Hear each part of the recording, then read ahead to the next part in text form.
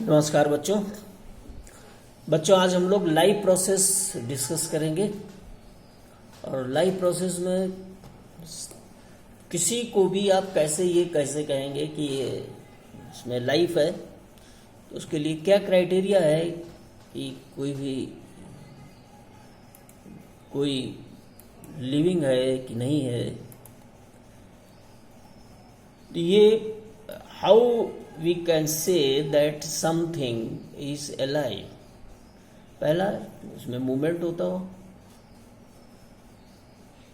लेकिन प्लांट में मूवमेंट नहीं होता है, तो फिर कहेंगे कि ब्रीदिंग होता हो। प्लांट ब्रीदिंग भी नहीं करते हैं, तो कहेंगे कि हाँ ग्रोथ होती हो। हाँ, ग्रोथ प्लांट में भी होती है, लेकिन ग्रोथ कुछ नॉन लिविंग थिंग्स उनमें भी ग्रोथ होती है। जैसे माउंटेन संडू देखो, उसमें ग्रोथ हो जाती है।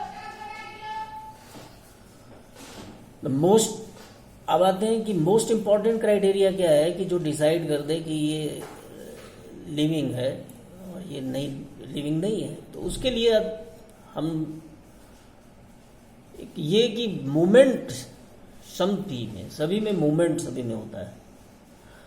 अब देखो, कोई भी मूवमेंट सभी में है, तो फिर किस तरह का मूवमेंट है इसको देखना है। मूवमेंट सभी में है कि ये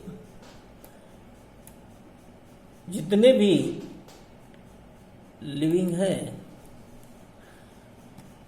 movement move without the help of any external help move करेंगे। Some movement are easily visible like the movement of body part, and some movements are not easily visible like molecular movement, and this molecular movement is very important. Molecular movement in the cell and tissue is necessary for the life process.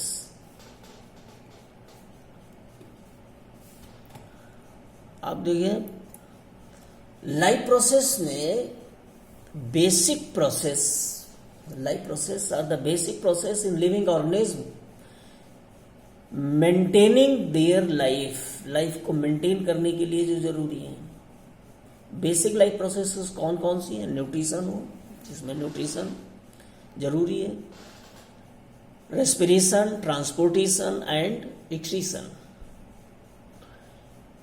अब देखिए, nutrition क्या होता है कि मालूम है आप लोग कि खाते हो कुछ भी तो कहते हो कि हम न्यूट्रिशन ले रहे हैं, लेकिन एक्चुअल डिफिनीशन क्या है कि न्यूट्रिशन के प्रोसेस है taking the food by an organism and utilize by the body for the life process.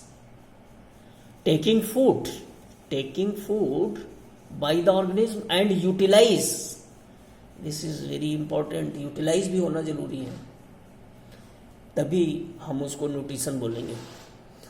दूसरा, रेस्पिरेशन भी एक प्रोसेस है जिसमें फूड ऑक्सीडाइज होता है और with the help of oxygen से एनर्जी मिलती है बॉडी को। ट्रांसपोर्टेशन प्रोसेस है जिससे फूड है, ऑक्सीजन, वाटर, वेस्ट प्रोडक्ट ये ट्रांसपोर्ट होते हैं बॉडी में एक जगह से दूसरी जगह। नेक्स्ट, एक्सक्रीशन है। Excretion process by which waste products are removed from the body.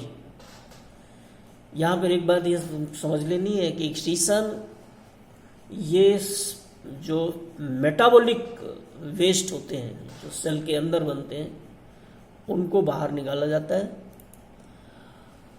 अब देखिए, एक एक प्रोसेस को डिस्कस करें।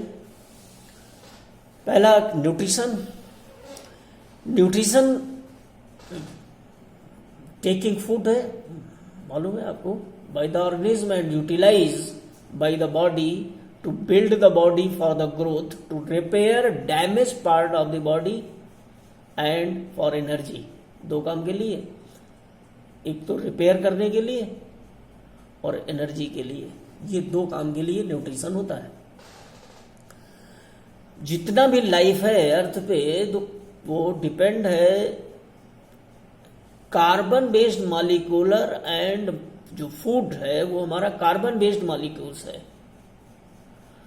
और ये हम लेते कहाँ से हैं कि ये आउटसाइड द लेते हैं रॉ मटेरियल की फॉर्म में। Raw material used by the living organism are food, water and air.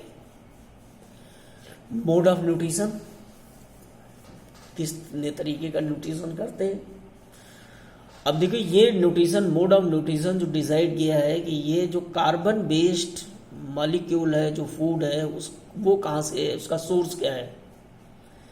Autotrophic nutrition में अगर वो simple inorganic carbon based molecule जो है वो इनऑर्गेनिक लाइक कार्बन डाइऑक्साइड, बिल्कुल सिंपल कार्बन डाइऑक्साइड वाटर की हेल्प से, सनलाइट की प्रेजेंस में, क्लोरोफिल से अपना फूड बना लेते हैं। ऑटोट्रॉफ सिंपल इनऑर्गेनिक मटेरियल को यूज किया, इनऑर्गेनिक मटेरियल, एंड कन्वर्ट उनको किया किसमें, कॉम्प्लेक्स हाई एनर्जी मॉलिक्यूल्स में। इसका एग्जाम्पल बहुत इंपॉर्टेंट है, all green plants and some bacteria. Second, heterotrophs जो डायरेक्टली या इनडायरेक्टली प्लांट पर डिपेंड होते हैं, उनको आप क्या कहते हो, हेट्रोट्रॉफ्स। जितने एनिमल हैं, फंजाई, ऑल एनिमल्स फंजाई हैं, और some bacteria, these are the heterotrophs. Now heterotrophic types of heterotrophic nutrition देखो। हेट्रोट्रॉफिक न्यूट्रिशन यानी जब दूसरों से डायरेक्टली इनडायरेक्टली आप प्लांट पे डिपेंडेंट है तो उसको हेट्रोट्रॉफिक न्यूट्रिशन बोला है। 3 मेन टाइप हेट्रोट्रॉफिक न्यूट्रिशन है।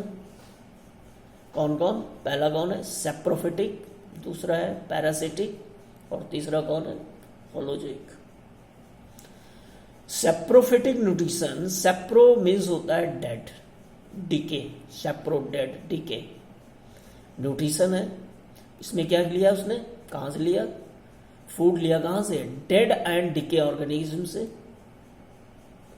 डेड और डीके ऑर्गेनिज्म, ऑर्गेनिक मैटर, जिसको आप ऑर्गेनिज्म बोले या dead and decay organic matter बोले,